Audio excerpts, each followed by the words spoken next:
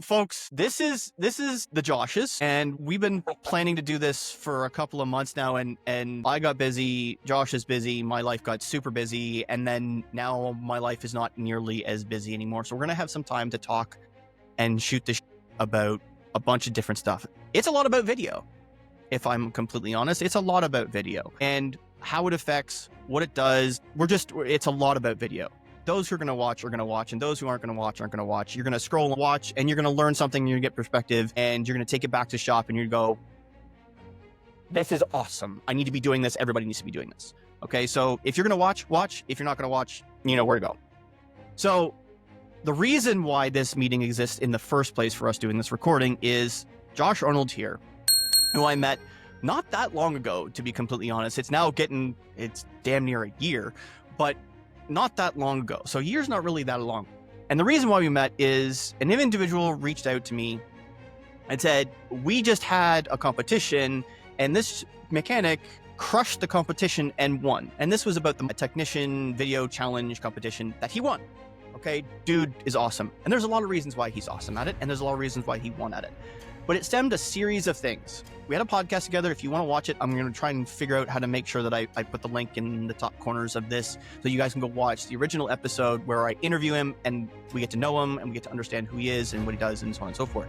So this is the next progression in this. Because of that video and because of the videos that he's been doing and because of the 1% mentality, Josh is now doing extra things with video. And this is what we're getting into. Josh is now doing, not always, but most of the time is now doing a pre and a post video inspection. The pre is like everybody else knows how it's done, but the post is a completely another story. The cool thing is that he's now also doing a mid-roll when appropriate. So we just collaboratively got off a Service Drive Live video call this morning, that was talking about whether technicians should get paid for video MPIs, period. And we debated back and forth, and it's philosophical and blah, blah, blah. Josh is now doing upwards of 3 on one car for free.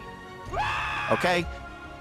That is the value that Josh is seeing in return. And we're going to go into detail in a minute, and I realize I keep doing this, and he hasn't spoken yet, and forgive me for that. But this is how excited I am to talk about this, because one of the things that the last 3.5 years has told me is that 90% of people don't want to pay for anything. Doesn't matter whether it's businesses or customers, whatever. They don't want to pay for anything. They're happy to get the value of that thing that they should probably pay for, and in fact make choices based on what they do and where they go based on the value they give on some of those free things, but they're still not willing to pay for it. So this leads me into what Josh is doing. So and I think I want to go to the end part before I go to the beginning part, because I like really messing with you guys. The biggest thing that I think, the most important thing that I think that value that Josh adds for himself and the business is the fact that, well, I'll let you say it because it's about comebacks. What happened to your comeback rate? So I've been doing this 10 months, I think, at this point. So pretty close to when we recorded that video, but I had personally tracked my comebacks, especially the last couple of years in automotive. As you get to the higher level, you fine tune. You want to have fixed cars and not have them come back to your bay. Obviously, everyone makes mistakes, but I do track my comebacks just on little dash and tally on my toolbox, just to see where I'm at. And I noticed that this year I'm down about 25%. And not only did I notice the tally was down, but I noticed while doing my post-video inspections some mistakes that I had made along the way. I'm very strict on process. I mark every bolt I touch with a paint pen. That came from training with apprentices, because you never know what they're going to be doing and how they're going to be doing it. So paint pen shows you what they touched if you train them well. Doing my follow-up video will see if I made a mistake. Is something loose when it shouldn't be? Is something not look quite right? I caught my own mistakes, and I've seen a decrease of 25% this year. That's crazy. 25%. Okay. Let's do some basic math here, ladies and gentlemen. Basic math. Let's say you have a 1% technician, right? They're fully trained. They've got 10 years in trade. They've got all of their certifications within your brand. they're still going to make mistakes, right? You know, I've talked about Six Sigma several times before. The concept is, you know, many moons ago, Motorola came up with the Six Sigma mentality. The goal was to get all of their things, all of their failure rate down to 6 decimal places behind the 0. So that's where the 6 came in. They never made it to that point, right? They make hundreds of thousands of things, and the idea is if they make 100,000 things, they want to have 1 failure, right? They never made it there, right? They only got to 5. They never made it to 6. They only made it to 5. So it means every 10,000, they had a failure, which means they had 10 failures in 100,000. Now, that is in a extremely granularized, robotic, automated process manufacturing facility. That is not something that we can do in mechanic world. It is just not feasible because every vehicle we touch has some variable on it that we cannot control. It might be a 2025 Subaru Impreza Durex in blue with the same package, right? But one will have 50,000 miles and one will have 10. One will have 500,000 miles and one will have 200,000 miles. Completely different vehicles, right? Completely different vehicles, different circumstances, whatever. We can't control those things. So there's gonna be variables in there that we can't control. That throws that Six Sigma and 5 Sigma right at the door. Okay, so now we're in we got 1 in 1,000. Okay, let's go down that. So how many vehicles on average do technicians touch? You that are watching, if you're a technician or a leader of technicians, you know on average, technicians touch between 4 and 6 a day. Right? 5 a day, let's say an average. 5 a day, 5 days a week, that's 25 cars. That's 100 cars a month, right? That's 1,200 cars in a year. That's at least, if you're 1 in 1,000, that's at least 1 point, probably 1 failure in 1,000. Now, is a top tier mechanic gonna make 1 failure in 1,000 or more? Nope. Definitely going to be making more than that. It's probably closer to 1 in 500. So there's 2 to 3 failures. So let's be somewhere average because we're no longer talking about unicorns because you're only going to have a few unicorns if only 1 unicorn in an entire shop because the average shop has got about 13 technicians. And I realize I'm talking a lot and I'm going to get back to Josh here because Josh is more important than I am on this one, but I like the math. Okay, so let's talk about the average technician. It's going to be more like 10 in a year, close to 1 a month, if nothing else. Let's talk about 1 a month. Let's drop this by 25%. What happens to their morale, their productivity? What happens to your customer experience? What happens to your business's effectiveness, right? Overall productivity, pay, and everything else. If you drop a comeback rate 25%, what is that worth? Hard to quantify always, right? But it's because of a post-video inspection. 2, and that's on every vehicle. We're assuming every vehicle, right? Yes. But it's more complex than that. Josh just said, paint pen. Why paint pen on every nut, every bolt? Well, if he's doing a video inspection on every vehicle especially if he's working with apprentices, if he knows it's supposed to be touched and it doesn't have a paint mark on it, it means it didn't get touched to finish. That's process. We're talking Motorola stuff.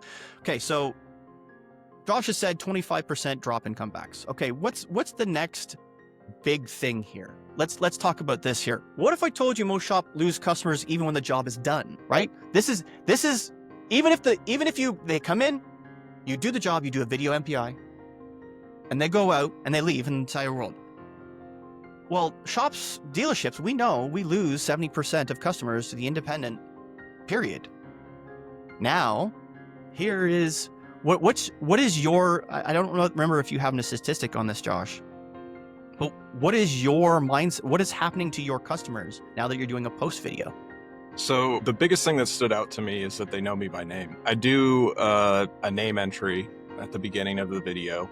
And then when I do a post video repair, I also do a name entry. And it does show up on the inspection report. But the biggest thing that I notice, and I'm able to see what the customer responds to the advisor, I notice that they mention me by name. It's not the technician, it's Josh. It's Josh does great videos. That was fantastic. It's personal at that point. I'm getting past the business and getting more to, I'm across the street from our main shop, able to create a connection with this customer who knows where they are. And it's been awesome to experience because my favorite part of the job is that satisfaction you get when you create something unique.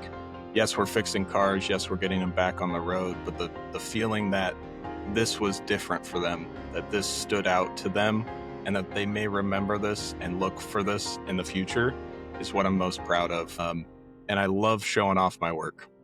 Technicians, a lot of the time, a car comes in on the drive, it leaves the same way. Maybe it's washed, maybe it looks a little cleaner, maybe it's even a little dirtier in some places. But the biggest thing is that in the post-video repair, I'm able to show my work, and I make sure that my work looks fantastic. It looks better than it left it. I clean the engine bay on certain vehicles just to make the customer happy, and I sure as hell show it in the video to make sure that they know it was done. And even if they don't pop that hood, hopefully the video will give them that little bit of extra that shows that I care enough to go above and beyond for them. So when you do a post video, and we haven't got into the mid-roll yet, and when you do a post video, your comebacks drop 25%. When you do a post video, customers are now asking for you and talking about you by name. They're now personalizing the surface. In this industry, for the last, say, decade, we've been really starting to talk about not customer service, but customer experience. We want to talk about changing the customer experience. Now, as a technician, there's a whole conversation, again, we talked about this morning in Service Drive, we talked about whether we get paid for it or not. But as a whole, we're talking about customer experience. That customer experience is going through the roof because we're now providing something they've never received before. And even still, to give you an example, I have a 24 Camry. I take it in for service. I have the service. I have a warranty service contract on it.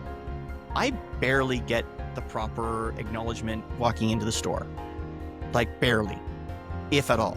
My car might get a walk around, but I don't know. I don't see it. I don't see it being done. I don't get a proper preface when I walk in there. And when I leave, there's barely a regulated anything that happens transactionally in that process, especially because of a warranty service contract. I haven't bought anything. I haven't paid for anything to the service advisor that's there. I don't even know what the technician's name is. Is there an MPI that was filled out? Yes, there was. Was it well explained? No. Absolutely not was it well explained. So even in my local Toyota store, which is not a small Toyota store, it's not a big Toyota store by any stretch of the imagination, but it's not a small one, and they don't have video MPIs. So I don't know the technician. I barely know the store. I barely know the advisor because it's a different one every time I go in. I don't know whether that's simply because of shift or that's because they are rotating through. But there's no consistency. There's no consistency of message. There's no consistency of service. There's no consistency of experience at all. And now we have a technician who has taken it upon themselves, who is now reducing their comebacks and exemplifying customer experience. And that is only the tip of the iceberg. Let's go into the next part of this. Okay, there's a subsequent part of this. Now, your video inspection at the beginning, if well done, is going to prompt your customer. Right? It's going to prompt your customer about things that don't necessarily need to be done today. We're talking about, your brakes are at 40 mil. They don't need to be done today. They're in good condition. There's 40% remaining, right? We're okay. We're okay.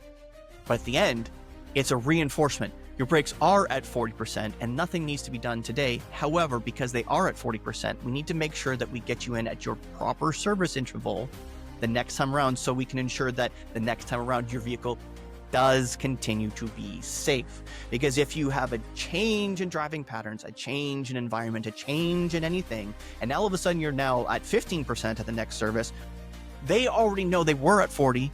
They were warned that at the next service, we need to make sure that we keep you safe. So when they go, oh, I need to make sure I'm safe now. The technician said the last time that we're at 40%, we're decreasing down. If we're below 20%, we're going to need brakes next time. I want to make sure I get to that technician because they care about my safety.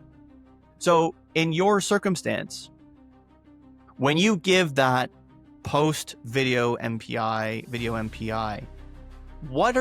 can you go through one of your, because I know you have a script, but it's kind of loose for your post video because it's going to change. Right. Significantly more than your pre. Can you give a loose representation of what your post video MPI is? It's going to be a reintroduction. Say your name again. Say thank you right out of the gate for their business, of course. And then I obviously will show exactly what I did. My favorite line that I love to say is, we're going to start under your car here because you probably don't get to see that too often.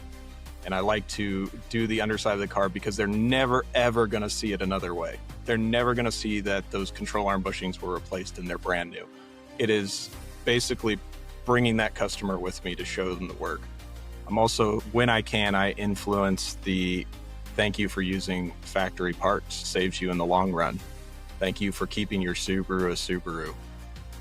And always, always a thank you at the end, again, to reinforce it and let them know that the advisor will be in contact to schedule a pickup time. And what that does is it creates some accountability into it, as well as it creates some accountability on the advisor front that that customer is going to be receiving that video. They see everything is completed. And so we actually ended up finding out that it creates a little bit of a time crunch on the back end of things that wasn't there before. Interesting. So that time crunch, what is the result of that? So I've gotten better. The first ones, I would just end it and say, we're going to get your vehicle back to you as soon as possible. Terrible, terrible way to get a customer to create their own time frame. My new favorite way to end it is to mention the advisor by name so that we're also building their relationship. But be very clear that the advisor will be reaching out to them to schedule a pickup time. I always like to mention too that I'm still test driving their vehicle. There's paperwork behind it. So I've gotten better myself, but I can tell you the initial few that I did, I definitely created some situations where the advisors weren't too happy. But it's a learning process. It's a process of whenever you're trying something new like this, it's practice. Like you said before when we were talking about videos, I've been doing videos for 4 years. I mean, I did the math for SDL today, 3,200 videos. Those are pre-videos.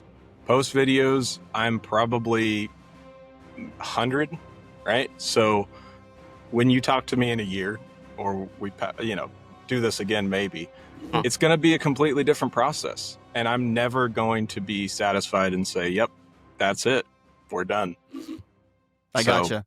So I think given the circumstances, I just realized that I want to do more of this. And I want y'all to take this in pieces. So I think what we're going to do is we're going to cap that for today's part. We're probably going to record another part here in just a minute, but I want you guys to digest those first 3 pieces, right? 1, a reduction in comebacks. 2, piquing interest and curiosity and brand building and relationship building in your post-video MPI. And the urgency that you create without being emergent. I want to talk about it's urgent, right? It's urgent that they make a thought process at the next time they're in about something, right? We want them to come back. We want to give them a reason to come back. So that kind of concept, but we want to do it without making it an emergency. Because we don't want to cause stress, anxiety, and things like that in our customer, because that's a good way to lose them. But we want to create an urgency to make sure that they come back to us. So I think that's going to end part 1 of this, and we're going to do a couple of parts, and we're going to go through this in succession because there's a lot to unpack here. I just realized just how much there is to unpack, and I want to make sure Josh talks a lot more because I talk too much. All right. So thank you folks for listening. If you have questions, please drop them in the comments below this video. Thank you for liking this video. Thank you for subscribing. The channel is growing. We're getting 1,000 to 2,000 views a day across just YouTube. So I appreciate all of you for watching and liking. Make sure you check out Josh on LinkedIn. Josh is starting to post little tidbits here and there, dropping little hints and things. If you aren't participating in Sunday Service Drives Live, please reach out to Joe Chambers on LinkedIn to participate in Service Drive Live every Sunday, 8 a.m. Eastern, 7 a.m. Central. And for those of you that are in the Western time zone, I pray for your waking up and alarms at 5 a.m. in the morning. So again, negative pushes, positive pulls, and always clean your toys before you put them away.